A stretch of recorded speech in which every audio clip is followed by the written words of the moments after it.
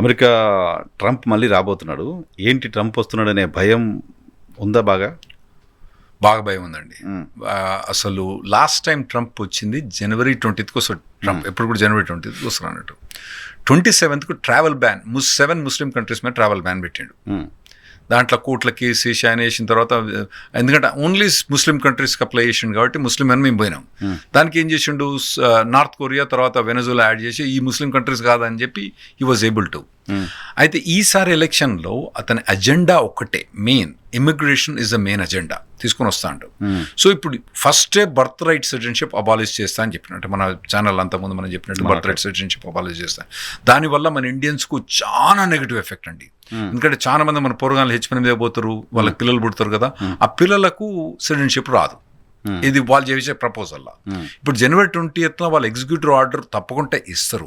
అందులో వాళ్ళు ఏమన్నారంటే, మొదటి నుంచి మేము ఇల్లీగల్ వాళ్ళకి ఉన్నారు కానీ మేము యాక్చువల్గా పోయి వాళ్ళ దాంట్లో చదివితే ఏముందంటే, ఎవరన్నా ఇద్దరు పేరెంట్స్లో ఒక్కలన్నా గ్రీన్ కార్డ్ లేకపోతే పిల్లలకు సిటిజన్షిప్ ఏమన్నాడు. అంటే మన పూర్వగాళ్ళు మొత్తం H1 మీద పోయితే పూర్వగాళ్ళందరూ వీళ్ళకు పిల్లలు పుడితే వాళ్ళ పిల్లకి ఇయ్యరు అన్నట్టు కదా. భార్య భర్త ఇద్దరికి గ్రీన్ కార్డు ఉంటే ఒక్కలను ఉండాలంట. మన దగ్గర దాదాపుగా ఇప్పుడు మన దగ్గర పిల్లలు ఇక్కడి నుంచి పోయి అక్కడ పిల్లలు పుట్టే వాటిలల్లో H1Bs, F1, L1s వాటిలల్లో దాదాపుగా 95% వాళ్ళకు గ్రీన్ కార్డ్ లేదు. మనకు ఒక్కటి ఏంటంటే, అరే నాయన కనీసం పిల్లలాడ ఉంటే వాళ్ళకి ఇమిగ్రేషన్ పేపర్ వర్క్ అవసరం లేదు కదా, వాళ్ళకి లైఫ్ మొత్తం సెటిల్ అయ్యింది కదా అన్న ఒక మెంటల్ ఫీలింగ్, రిలీఫ్ వాళ్ళకు ఉండే.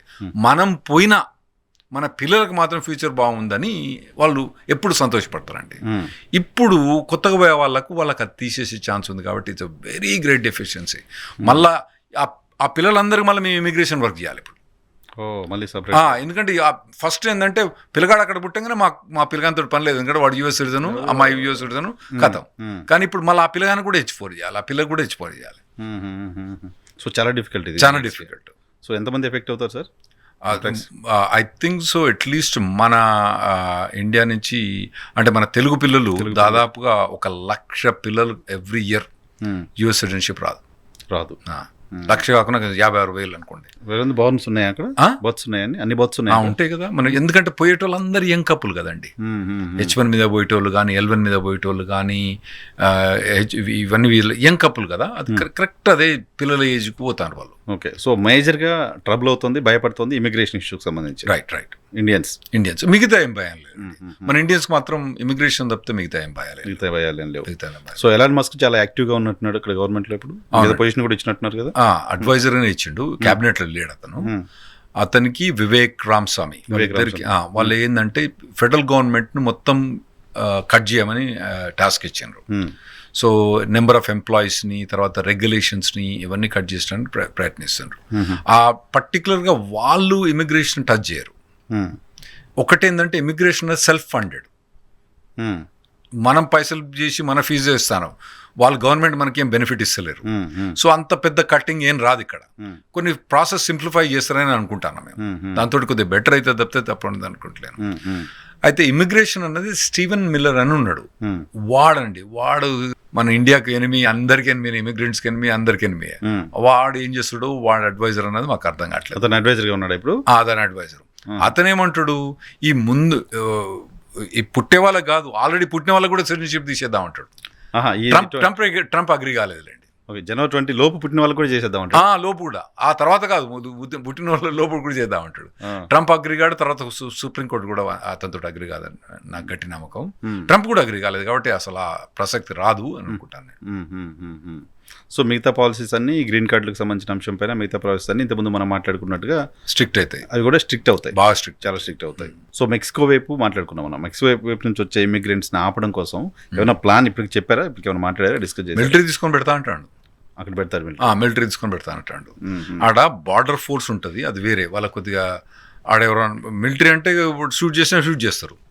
వీళ్ళు బార్డర్ ఫోర్స్ ఏంటంటే వాళ్ళు షూట్ చేయరు కదా, ఎవరో ఆడోళ్ళు పిల్లలు తీసుకొని వస్తా అంటే షూట్ చేయరు కదా, వాళ్ళని తీసుకొచ్చి అరెస్ట్ చేసి మళ్ళీ వెనకక్కేస్తా అంటున్నట్టు. అయితే అటువంటి వాళ్ళని ఇప్పుడు వీడు మరి మిలిటరీని తీసుకొచ్చి పెడతా అంటే ఎట్లుంటుంది అన్నది పరిస్థితి అర్థం కావట్లేదు ఇప్పుడు మాకు. ఉక్రెయిన్ రష్యా యుద్ధం గురించి ఏమైనా చర్చ ఉందా సార్? ఇప్పుడు సీరియస్గా ఉంటుంది అమెరికా ఉక్రెయిన్ పైన అనేది బయట జనరల్గా వరల్డ్ వైజ్గా ఉన్న డిస్కషన్. అమెరికాలో ఏంటి దానిపైన? ట్రంప్ వచ్చేదాకనే యుద్ధం అని అంటారు, ట్రంప్ వచ్చిన తర్వాత యుద్ధం ఆగిపోద్ది అంటారు. అయిపోతుంది. ట్రంప్ రష్యా ఫేవర్లో ఉన్నాడు. అవును, first ఆ ఏవైతే టెరిటరీస్ రష్యా అడుగుతుందో వాళ్ళకి ఇచ్చే అంటాడు. ఇచ్చేసే యుద్ధం ఆపేద్దాం. జెలెన్స్కీస్ ఏముందంటే ఒకవేళ అతను కనుక ఆగిపోతే అతని లైఫ్ కానీ డేంజర్, అతను కానీ డేంజర్లో ఉన్నట్టు కనబడుతుండ్రు. సో అతని కోసం కంట్రీని సాక్రిఫైస్ చేస్తాడా, అది ఏమైందని అర్థం కావట్లేదు. ఇప్పుడు బైడెన్ ఏం చేస్తాడు, ఇన్ జనరల్ ఈ డీప్ స్టేట్ అంటారు కదండి, యుఎస్ డీప్ స్టేట్ అనేది రష్యాకి అగేన్స్ట్ ఎప్పుడు కూడా. ఓహో. వీళ్ళందరంటే మొదటి నుంచి ఆ రష్యా ఎరాల పుట్టినోళ్ళు, పెరిగినోళ్ళు, చిన్నప్పటి నుంచి పాఠాలు చదువుకున్నోళ్ళు, రష్యా మంచిది కాదు అని ఉన్నోళ్ళు ఉన్నారు. కాబట్టి వాళ్ళు ఇప్పుడు ఏం చేస్తానంటే ఇప్పుడు ఏదో యుద్ధం టకటక ఇప్పుడే చేయండి అని బైడెన్ వాళ్ళ జెలెన్స్కీని ప్రోత్సహిస్తారు. ఈ 1 month లో ఫినిష్. ఇంకా 2 months ఉంది కదా, ఇప్పుడు మనం నవంబర్, డిసెంబర్, ఆల్మోస్ట్ 50 days ఉంది. డిసెంబర్ 50 days ఉంది. 55 days ఉంది. ఈ 55 daysలో ఎంత మటుకు ప్రొటెక్ట్ చేద్దాం అంత మటుకు ప్రొటెక్ట్ చేద్దాం. ఆ తర్వాత యుఎస్ సపోర్ట్ వీడియాడు ట్రంప్ ఇవ్వడు, అది మాత్రం ఖచ్చితంగా క్లియర్ చెప్పేసినాడు. సేమ్ థింగ్ ఇజ్రాయెల్లో మాత్రం ఫుల్ సపోర్ట్ ఇస్తాడు. ఇజ్రాయెల్కి ఫుల్ సపోర్ట్. సో అది కూడా కాస్త శాంతి వైపే వెళ్తుందా, ఇంకా కాస్త అన్రెస్ట్ క్రియేట్ చేస్తుందా? శాంతి వైపు. ఎందుకంటే ఇజ్రాయెల్కి ఉజ్జు అంటే చాలా కథమైన అటాక్ చేస్తుంది. చూ అనాలి, అది అటాక్ చేస్తుంది. అక్కడ వీడు బైడెన్ ఆపెట్టిండని మేము అనుకుంటాను. ట్రంప్ వచ్చిండానికి షూ అంటాడు, ఇంకేంది. సో ట్యాక్స్ రేట్స్ ఏమైనా పెంచుతారా సార్? ఉందా ఇప్పుడు? లేదు, ట్యాక్స్ రేట్ ప్రపోజల్ మొత్తం ట్యాక్స్ రేట్ తగ్గించడం. ఫస్ట్ ఏంటంటే రిపబ్లికన్ ప్రపోజలే ట్యాక్స్ రేట్ తగ్గించడం. మీకు రొనాల్డ్ రీగన్ రాకముందు మా దగ్గర tax rate highest tax rate 85% ఉండండి. అబ్బా, ఆ లెవెల్ దాకుండే. అక్కడి నుంచి తీసుకొచ్చి 35% పట్టుకొచ్చిన వాళ్ళు. సో ఆ ట్యాక్స్ రేట్ ఫ్రీబీస్ ఆపేసి ట్యాక్స్ రేట్ తగ్గించాలి అనేది రిపబ్లికన్. ఈ ఫ్రీబీస్ ఆపడము, తర్వాత బ్యూరోక్రసీ కంట్రోల్ చేయడం అన్నది వాటికి ఇన్ఛార్జ్ ఇలాన్ మాస్క్, వివేక్ రామస్వామి.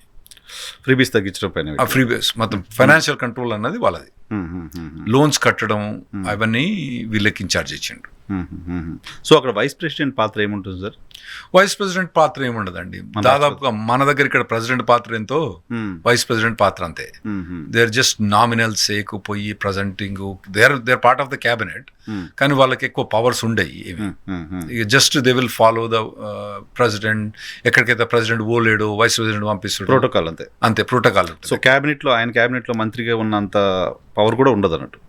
ఉంటుంది, వాళ్ళు ఎక్కువ ఎగ్జిక్యూట్ చేయరు అన్నట్టు. ఎందుకంటే వాళ్ళు ఆల్టర్నేటివ్, ఒకవేళ ప్రెసిడెంట్కి ఏమన్నా అయితే లేదా సిక్ అయినా ఏమన్నా అయినా కూడా they have to take over. They act like president.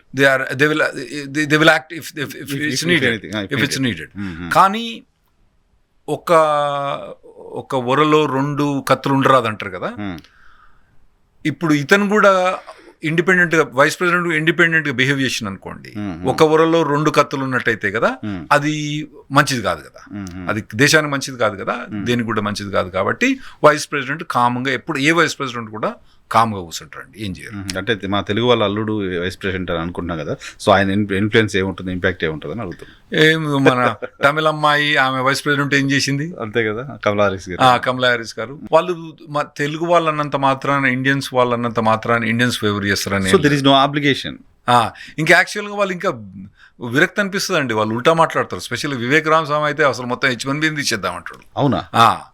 So అట్లా వాళ్ళు ఇండియన్స్ అన్నంత మాత్రాన ఇండియన్స్ ఫేవర్ చేస్తారని నేనైతే అనుకోను. సో ఇక్కడ ఉన్న వాళ్ళ మన ఇండియన్ ఏదో అయిందని చెప్పి మాట్లాడుకోవడం తప్ప వాళ్ళు పోయి మన ఇండియా కంట్రీ కదా, ఇది కదా, కనీసం మన ఇండియాకు డిస్క్రిమినేట్ అవుతుంది, పర్ కంట్రీ కోటా లిమిట్ ఉంది, దాని గురించి కనీసం మాట్లాడొచ్చు కదా, మాట్లాడరు.